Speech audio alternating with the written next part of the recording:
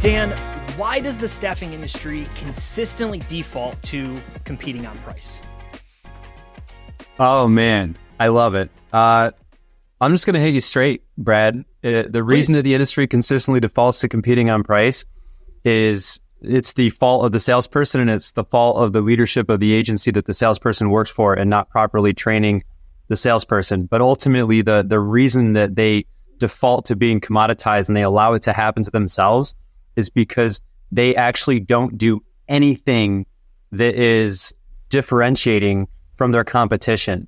They literally don't make themselves look or sound or seem any different than any other staffing agency out there, leaving the prospect confused with the only deciding factor to determine which agency they go with in their apples to apples comparison to be on price. So because they actually leave the prospect confused, the prospect has no choice but to let the agencies battle it out on price, because to the prospect, they think either agency is going to give them the same thing. So if it's the same thing, why not pay less for it? I got a great, but maybe also awful example for you. I had a call about probably 2 years ago with a former client of mine. They wanted a new website. And in that call, they said, here, I'm going to send you a link. I said, okay, great. I opened this up on the call, and I'm not making this up. He said, Brad, you see that website? I said, yes. He said, I want ours to look just like that. On what planet does that make any sense, Dan? None. You know, in thinking through how to sell our services and thinking through how to differentiate ourselves, if we're only competing on price, it's really just a race to the bottom. 100%. There is no strategic advantage to being the cheapest agency out there, or being the second cheapest agency out there. If you've got a business model where you can truly make it work being the least expensive, good for you. That's your model. But there is no advantage to being in second place or anywhere thereafter. You have to differentiate based on value if you're not going to be the lowest priced agency. Why haven't we as an industry figured out how to differentiate ourselves? It's a great question. I honestly think I don't want to put all the blame on agencies, because it's actually a tough thing to differentiate because we're providing a service. And in reality, a lot of us use the same resources. We use the same job boards. We use the same softwares or ATSs, and we kind of go about recruiting the same way. You know, we look at resumes the same way. We're kind of subject to how job seekers actually find jobs. So we sort of fall by default into that, you know, and we don't really know the value that we provide, which I definitely want to go deeper into if we have time, you know, but we don't really understand the value that we provide. So we just all go through the same motions. And then because we're providing not a widget, but like a product or a service that actually talks back, it's really hard to actually say, yeah, this is why we're different, because it's possible, you know, most agencies will have similar candidates or the same candidates in their database as the agency down the street. So if you've got the same inventory and the same tools to find inventory, the only thing that you can really differentiate on is actually how you do it and why you do it the way that you do it. And unfortunately, I don't think agencies really take enough time to be intentional or deliberate about that. And most agencies, and again, I say this with all the love in my heart for this industry, most of them do a terrible job telling the story and then training their people how to tell the story of why they're different.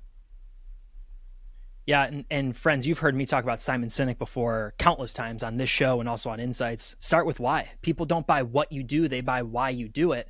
And if we start with why and we have that why mentality, well, then we sort of get into that with our messaging, into that when we start to think about differentiating ourselves. Again, people don't buy what you do. At the end of the day, Dan's alluding to it, I'll say it too, we all sort of do the same thing, right? We put great people to work in a great opportunity. The what we do is sort of the same. So why we do it, how we do it, that's what's different. And if we can figure out what makes us unique because of those whys, because of those hows, well, then we have something we can work with. And then, Dan, we have differentiation, and then we don't have to compete on price. You said you wanted to talk about the value we provide. I do. And I actually want to push back because I'm a Simon Sinek fan. I love the golden circle. I love start with why. And I believe that's really, really important. And I do believe that people buy why we do what we do. But I don't think it's the whole story, Brad. I really don't. It's actually, people buy emotionally, right? And then they justify logically. And I think when you are passionate about why we do what we do, I think it opens the door for people to actually feel like you're doing it differently and you might be more convicted or committed to the end result. But I honestly don't. I believe that people buy not what we sell, but what we sell does for them, right? If you're in light industrial, like what we sell is maybe 20 material handlers, but in the end of the day, what they're buying is not 20 material handlers, it's product out the door, right? It's what those material handlers are going to do. If you're in healthcare and you're providing nurses, what you sell is nurses on demand, if you will, but what your healthcare organization is actually buying is quality healthcare for their patients, right? So so if you really want to differentiate yourself, you have to clearly understand the value of what your client actually gets out of what you're providing to them, and then align it to why you're so passionate about providing it to them and why the end result actually matters to you, not just doing the thing that you do. I couldn't agree more, Dan. And I think you're exactly right. If we think through, selling staffing services, at the end of the day, no one really needs a temp. They need to make sure that their production line's working. They need to make sure that product's getting out the door. They need to make sure that their biggest challenge is getting executed on. If you have seasonal demand, if you have some sort of cyclical demand, you need to make sure that that is being facilitated. If you're in healthcare staffing, you have certain quotas that you need to hit.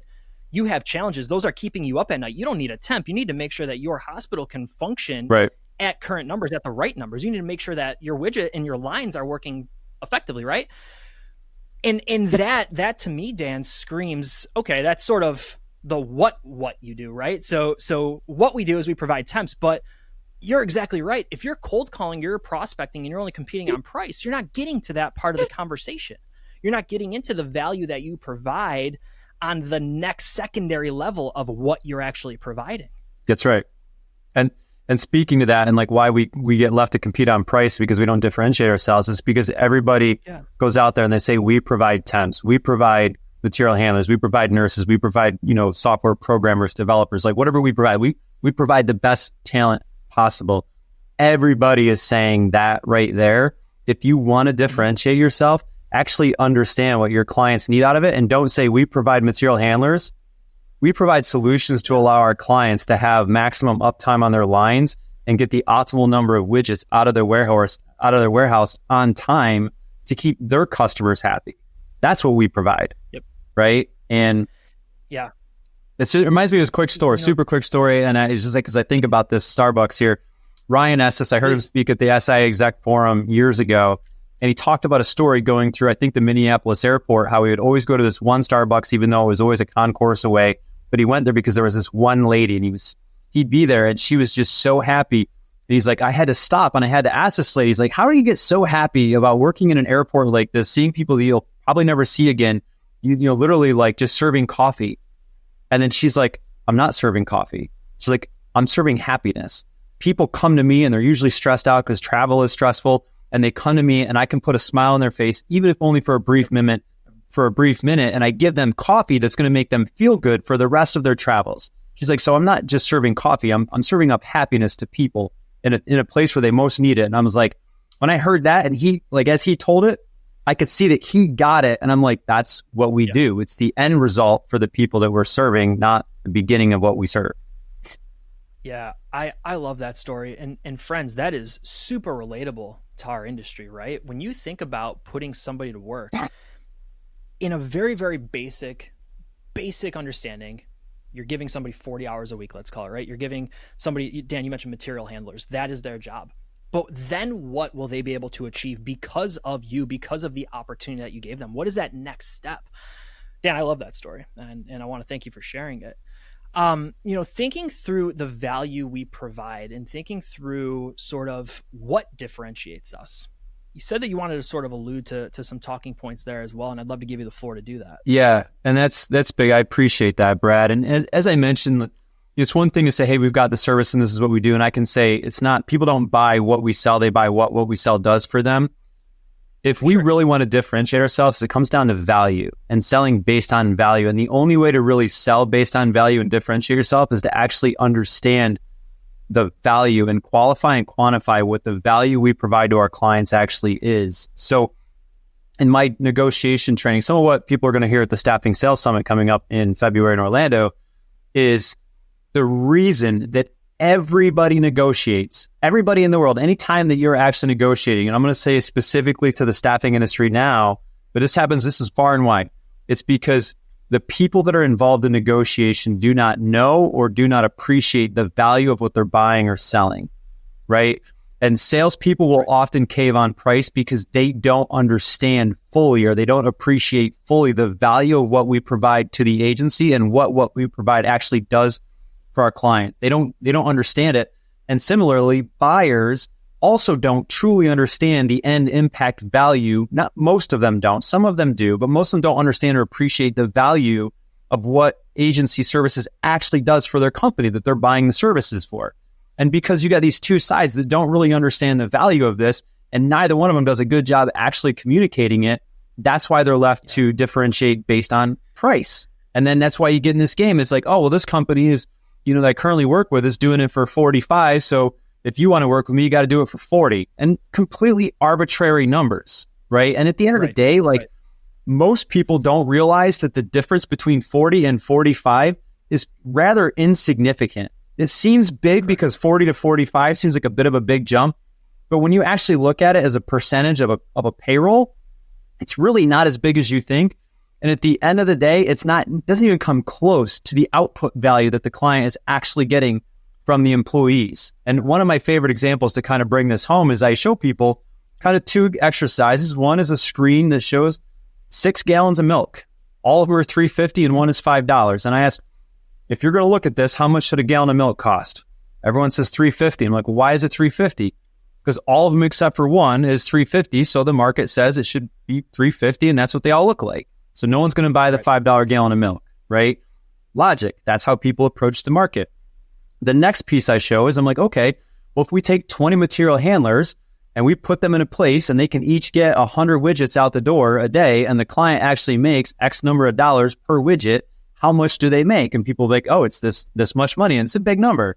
And honestly, most places are making more than $2 a widget, right? But so it's a big number. And I'm like, okay, well, what is the total cost of that labor for the day?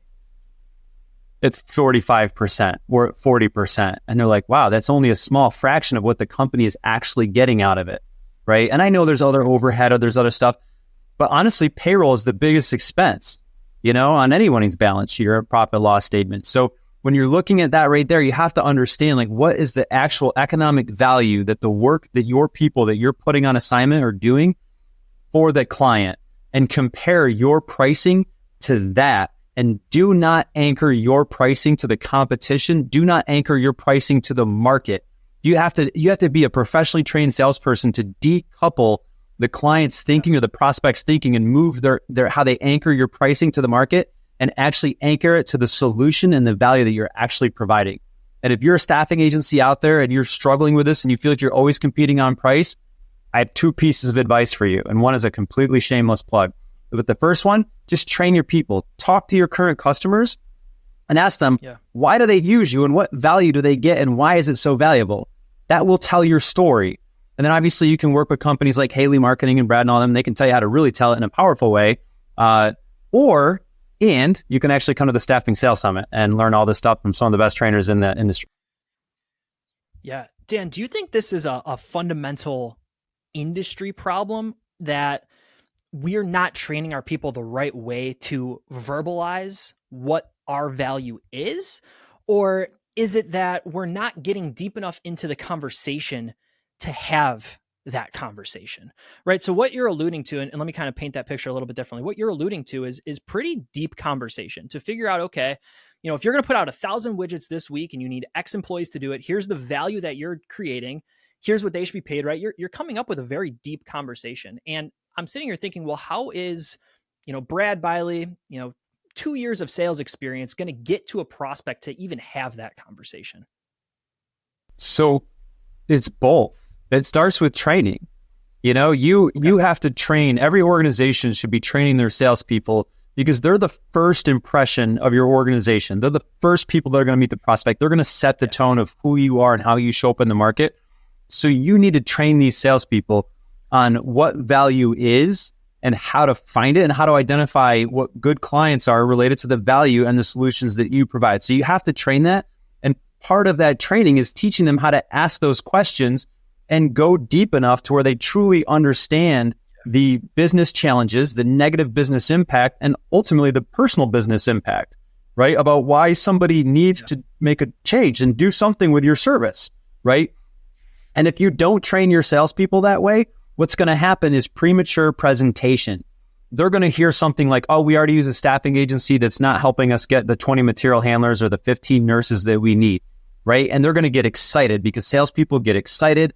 We're very happy, ear-centric people, right? We're like, oh, they need 15 people. I can solve that problem, right? And they start to like, let me tell you how I can do it and I'm going to do it better without really even understanding why they need those people in the first place and why there might even be a disconnect, right?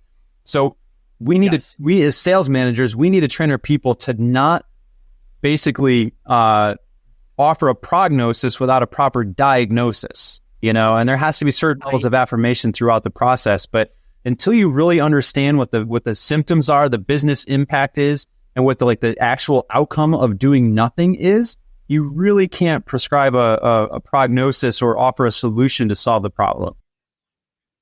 I could not agree more. And, you know, thinking through working out or just having sort of a pain in your body, right? You could tweak something in your lower leg, doing some sort of exercise, or just walking up the stairs that goes all the way up your back. And now you have back problems or you have a pain in your back.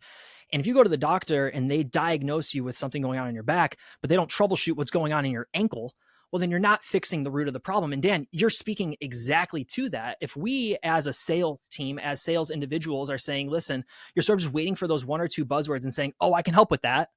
You're not getting to the root of the problem, the root of the conversation where you can actually add that value. Dan, another thing that I continue to hear you say on this conversation is we as an industry need to understand the value we provide, and not just temps, not just laborers, not just workers or employees, however you want to articulate that, the true value. And your entire team needs to be able to articulate that value cross-channel, whether it's a phone call, on social, in an email, in a text message. You need to be able to articulate that value clearly and directly. I agree, Brad. And once you do that, it permeates the entire organization and it actually becomes part of your rallying cry.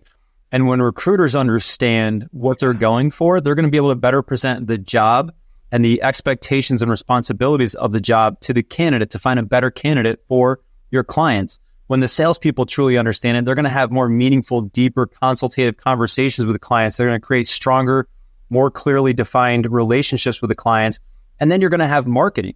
Can you imagine if your website, going back to your example, if the website's like, I want one that looks just like that. Can you imagine if your website actually clearly communicated the value that you provided? If your prospects or candidates were landing on your website and they're like, holy cow, that's the problem that I face. And that's exactly the outcome that I would like to have. That's what I'm looking for. I'm going to reach out to this company versus landing on your website and being like, okay, I can tell that they all use the same company for their websites, and hopefully I know Haley well enough and I know you and David, hopefully you were like, no, I'm not going to give you a cookie cutter website that's going to look like everybody else because that's not serving the industry the way that you guys show up for it. But anyway, when you had that message and you qualify, you train your entire organization, it will create ripple effects that leads to exponential growth for your company, for sure. I want to touch on another point, and I think it's as a whole, and again, maybe this is a stereotype, but in having maybe 15 to 20 conversations a week, I think I have a pretty good pulse on the stereotype of the industry. We as an industry, I think, struggle to know who to call on in the sales process. So we're cold calling, we're prospecting. I'm calling Dan. I don't know if Dan has any staffing needs. I don't even know Dan's seat. I just found him on LinkedIn. I'm going to give him a call and see if he has anybody that, he needs some temps. So Dan, I want to talk to you about this because what you're doing is you're sort of screaming at me the importance of value. And I love the conversation, but at each level of the organization, individuals need to receive different value, right? Because they have different challenges and different needs. Where do we go with that, Dan? How do we articulate to our sales team how to show our value to different tiers of the organization? Yeah, and that's actually a really important piece of training that managers need to hone in on is that, yes, you don't always know who you should be calling, You know, a lot of times they say, hey, go to the top down, you know, very important top officer and like get delegated down, which is obviously it's a great tactic. However, if you go with the same unique value proposition to every single person, you're also hoping that the person that you're talking to finds value in that value proposition, right? So what we train to do is understand that the people in the C-suite have actually different expectations and they value the outcomes differently, right? The COO is actually going to have even different values than the CFO, right? If you're talking to the CFO, you might want to you implement your staffing solution to decrease overtime expense, right? If you're talking to your COO, you might want to implement your staffing solution to increase productivity and production uptime and widgets out the door, right? Or process efficiency, right? If you're talking to HR, you might want to actually prevent a solution that actually maybe minimizes OT or increases morale, something along those lines to make sure you're keeping a healthy workforce, you know? And it goes throughout the organization. So what I would recommend is literally take a look. And this is the part that baffles me is most people don't actually look at the business they're already doing. If you're in business and you're generating revenue, you have some level of success, and success leaves clues. Go look at the clients that you're working with, look at the people that you deal with on the regular or that you've dealt with in this process, and ask them what's so important about the staffing services you provide and what value is it, and use that to shape your individual client personas. And you're going to have a persona for a CEO, a COO, a CFO. You might have CTO if you're in IT staffing, or CHRO if you're in HR staffing, but then have those personas for, you know, mid-level managers, you know, a director of HR or a VP of HR or a floor, you know, operations manager, whatever that might be, and figure that piece out and then craft your story hitting the key points that are going to be important to that person around the solution that you provide. So that part is consistent. Who you are, why you do it, and what you do is consistent, but how you present the value to each person is a little bit different, you know, and just be aware of that so they know when they're calling on somebody, they can load up their persona and approach that person with a little more customized way that's telling a story that might better resonate. Friends, if you listen to nothing but maybe the 3-minute rant that Dan just had there. I don't want to call it a rant, a 3-minute run that Dan just had. Dan, I think that was worth the cost of admission right there. I love it. And friends, what I see time after time is we sort of use our marketing or our messaging or even our cold calls, our prospecting as a megaphone. We have sort of the same, here's what we say. We have the same, hey, here's what we do. But to Dan's point, and I could not agree more, that varies based on who you're talking to. And we can't have this sort of megaphone approach to our messaging anymore because different people have different needs, different challenges, different objectives. And if you can add value to that individual, direct value, and articulate that value, well, that's how we can close more business in 2024. Also, you said, and I'm going back to my notes here for a second, you made a comment that success leaves clues. Yes, sir. Friends, if you are in business, as Dan is alluding to, and have any sort of client on your books, you are a successful staffing firm, recruiting firm. What clues are they giving you into leading to more business? How did you win that business? And how can you replicate on that success? Dan, too often we're trying to go back and do something completely different, reinvent the wheel, instead of simply looking at what we did that was successful 3 months ago. That's right. And I don't get that. No, that's right. You're spot on. And that's why we need to actually analyze what we did right that actually led to a positive result versus overanalyzing the negative results and trying to fix things. Because when you do that, sometimes you have unintended consequences that will actually diminish the successful business. And it's not a trade-off worth making. Dan, I want you to take a second here just to, again, tell us about your sales summit and what individuals can expect to learn in Orlando in February. Absolutely. I appreciate that platform, Brad. So first of its kind staffing sales conference where we are inviting the industry's top leaders, top thought leaders and authorities on sales and training and basically growing revenue. And we have a lot of speakers, multiple tracks. We've got tracks dedicated specifically for managers that might be looking to develop a sales team or develop a salesperson. We've got tracks dedicated specifically to sales producers that you're hoping can actually produce a high level of revenue and gross margin for your organization. And they're going to learn things like a very effective prospecting approach and how to identify those right prospects and create those customized personas. They're going to learn things like how to actually have those communications through email outreach or cold calling or visits and walk-ins, and how to actually structure a cadence that will allow you to be more successful in today's, environment for selling in.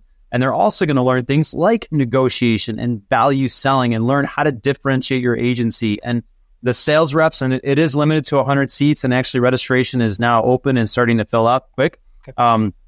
But the salespeople that attend this event will come out of this event with better tools, strategies, tactics, and techniques to sell in 2024. And I would wager that the people that attend this event are going to be much more likely to actually hit their sales goals in 2024 than the rest of the market.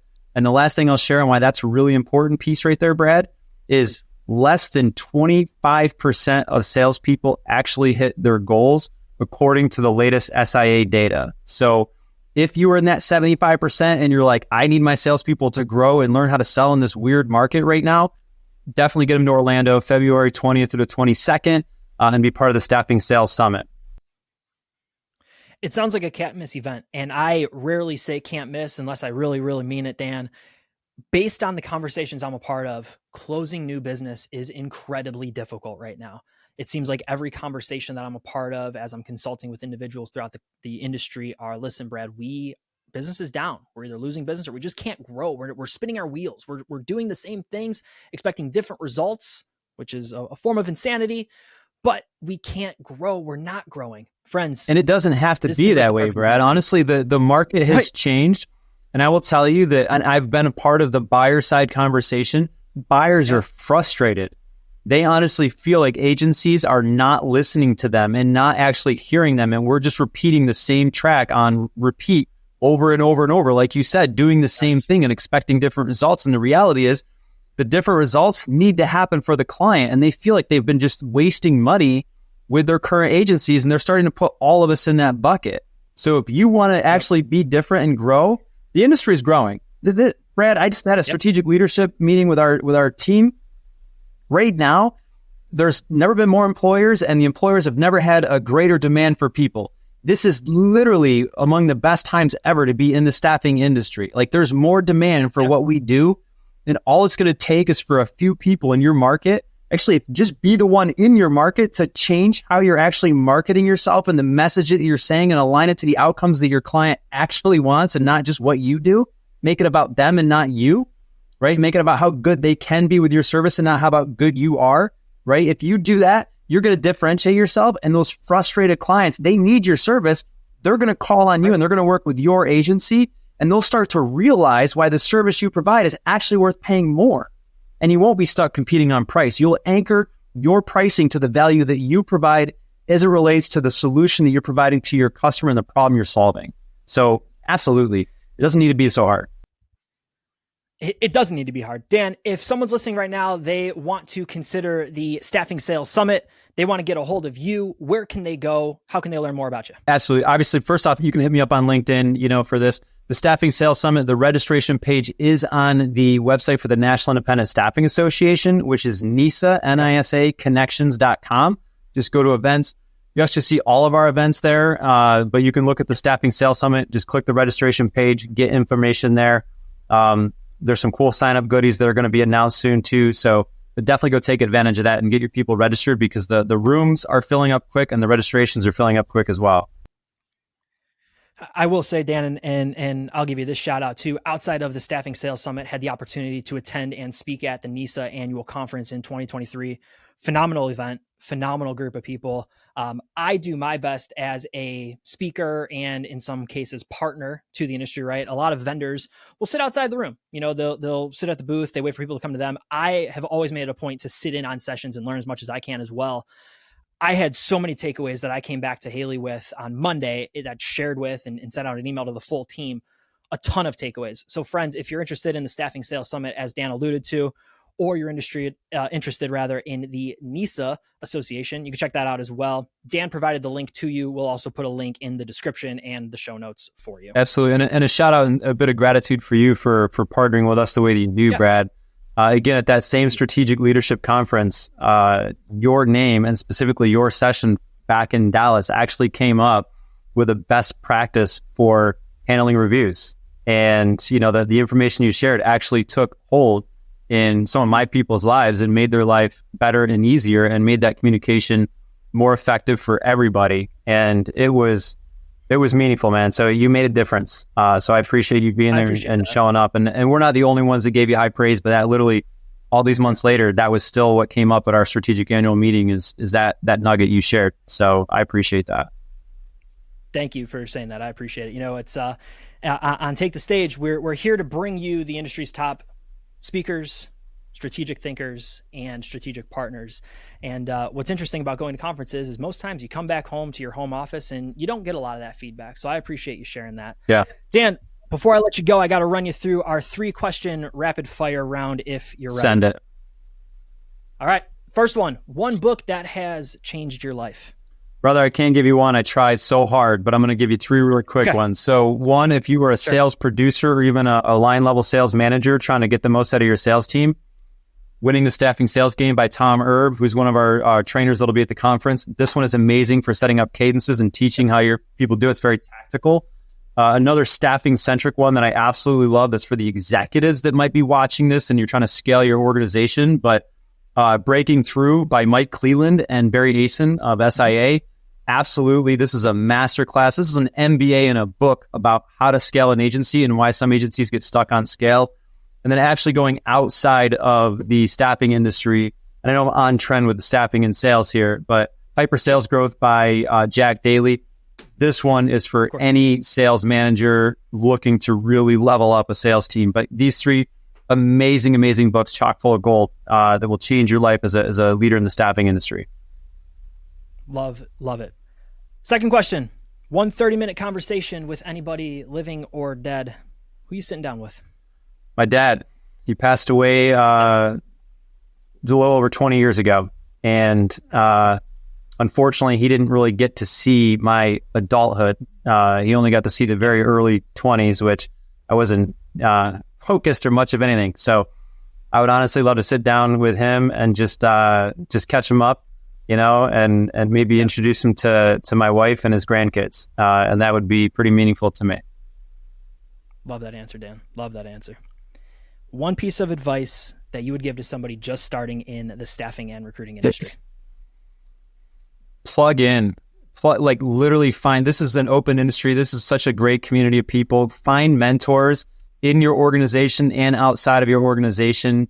You can grow so far in this industry, and don't wait for growth opportunities to happen for you. Like, go tune into the resources that Haley has available, tune into what NICE is putting out, what staffing industry analysts, ASA, your local associations, you know, listen to the Tom Erds and the Mike Clelands and, you know, all of these trainers that are out there. Like, you know, David Stearns is someone that dropped a lot of knowledge at the last NISA leadership event that people were just scribbling notes. Like, there is so much information out there and so many people that just want to help.